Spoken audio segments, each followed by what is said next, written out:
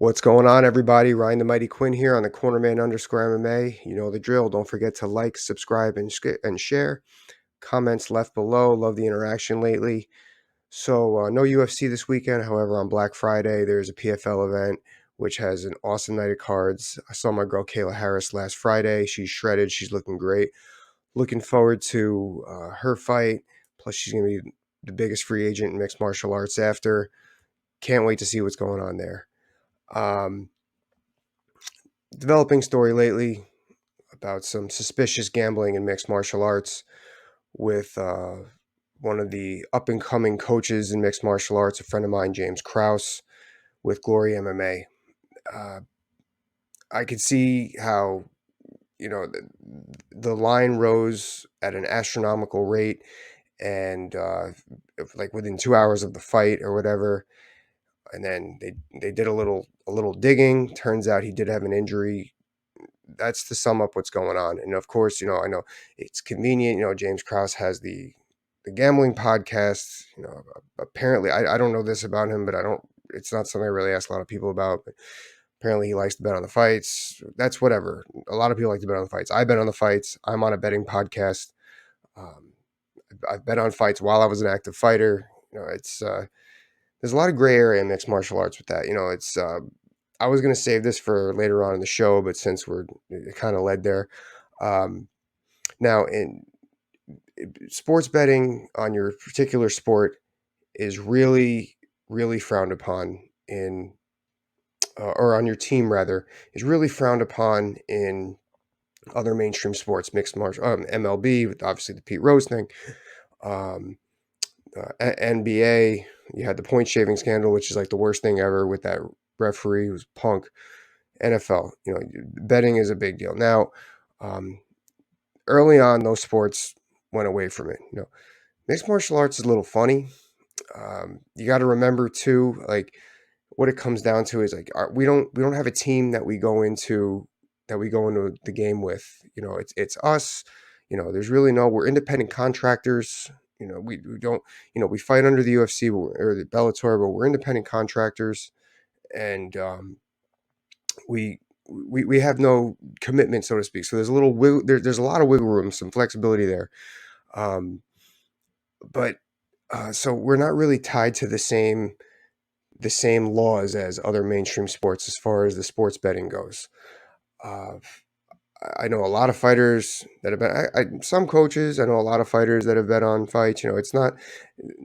I actually, to be honest with you, I don't really know of any fighters, coaches, or any coaches rather that I don't know of any coaches that have bet on fights. They didn't tell me if that's the case, that have bet on fights that of people that they're coaching, one way or the other, for that matter. I don't. I've actually I never even thought of that until right now. Um, Now, uh, I know like that makes me think of like Pete Rose. Oh, I just didn't bet when I thought we were going to lose. That's pretty bad too. But now with James, concerning James is a good dude. He's a family man. He Glory MMA is up and running. They're a hot little team. It's really hard to develop a world class program in this day and age in mixed martial arts. Glover Teixeira is starting to do a good job in Danbury. Kansas City mixed martial arts is on the map now because of James. Everyone, as soon as they peak, they jump to a super camp. Me personally, I moved to South Florida, American Top Team, which is where I met James. We started training. Um, Now he's got Glory MMA. He's doing so good. Why would he want to risk that? Why would he want to risk? Oh, I was suspended this week. Now all these fighters. Oh, if my coach is going to be suspended, why am I going to be here? Why would he risk that? This foundation that he developed for mixed martial arts in Kansas City? That doesn't make sense. Now I know it's convenient. He has the 1% podcast. He likes the gambling. He likes the gambling. That whatever. How many of these fighters are sponsored by MyBookie.com, DraftKings, MMA Shark? So. Like this is just part of it. Fighters need to build their brand. We need to do so more so than other sports because, like I said, we don't have a team on. We have ourselves. We are the brand. Yes, the team we train at, but overall, it's our brand that's in the cage. Multi-million-dollar business is sports betting. why not be in that? It's so attractive. A lot of people love to bet on the fights. So yeah, you're gonna start dabbling in that.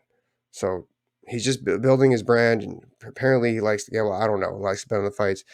I don't know that, but I don't see anything wrong with the podcast he's doing. I see how it's convenient to this story.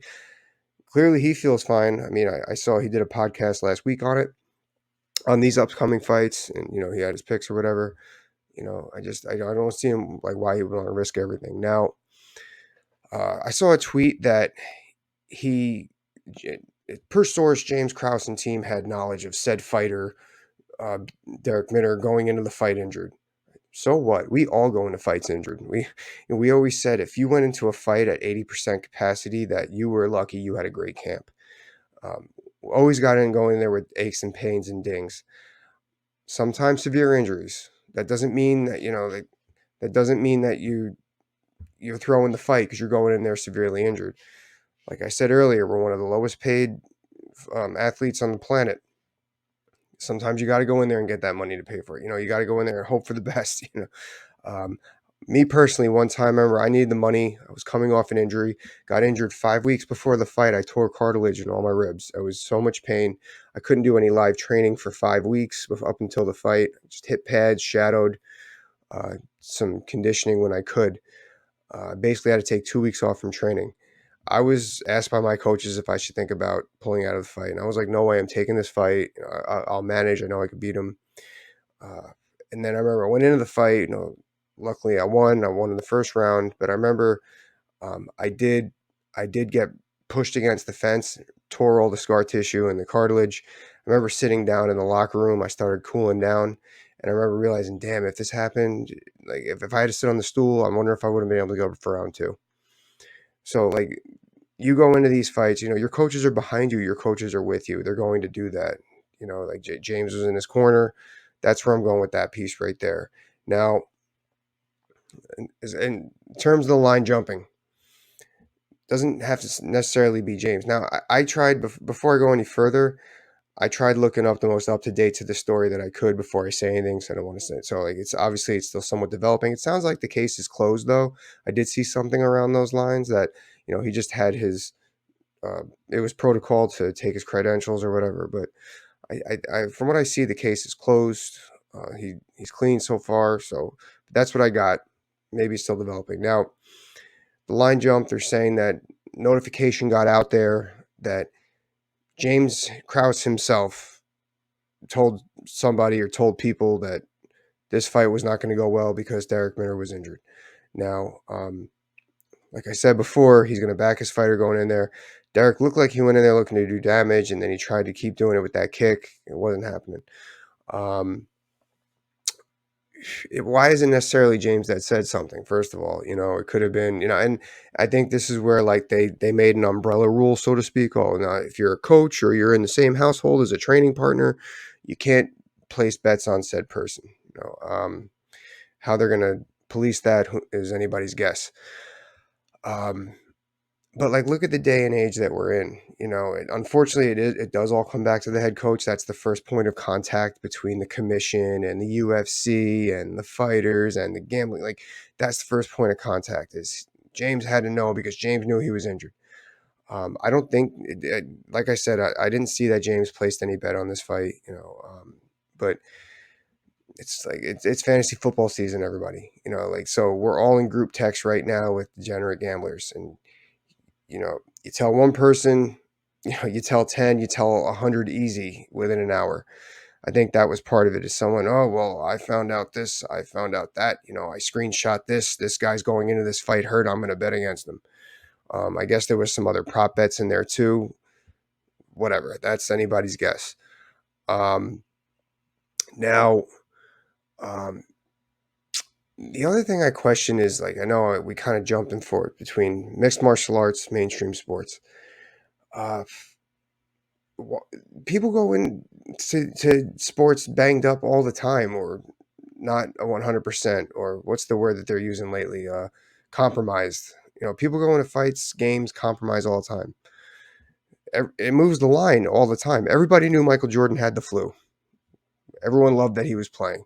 You don't think that didn't move the line? Whenever A wide receiver in the NFL pulls his hamstring. Oh, he's going to be on a snap count. The coach said so. You don't think that moves the line?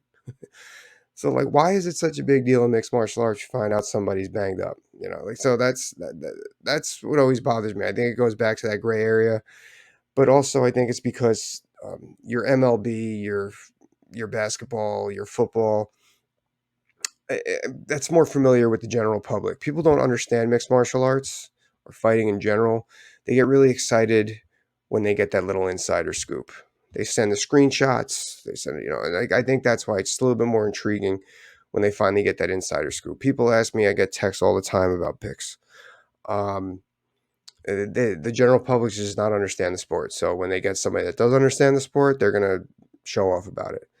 That's what I think. That's why I think it's a little bit more intriguing for the general public to try to throw out that insider information as much as possible. But it's a shame that it's coming to this. Hopefully it closes out. I know James means well for the sport, and it makes things interesting going forward, because I was trying to think. I can only remember one fight in the modern era where a fighter where it was confirmed suspicion that a fighter threw a fight, and I guess it was like 2014 with it was two flyweights. Pretty sure the case got thrown out. I don't even remember their name. It ended up being nothing.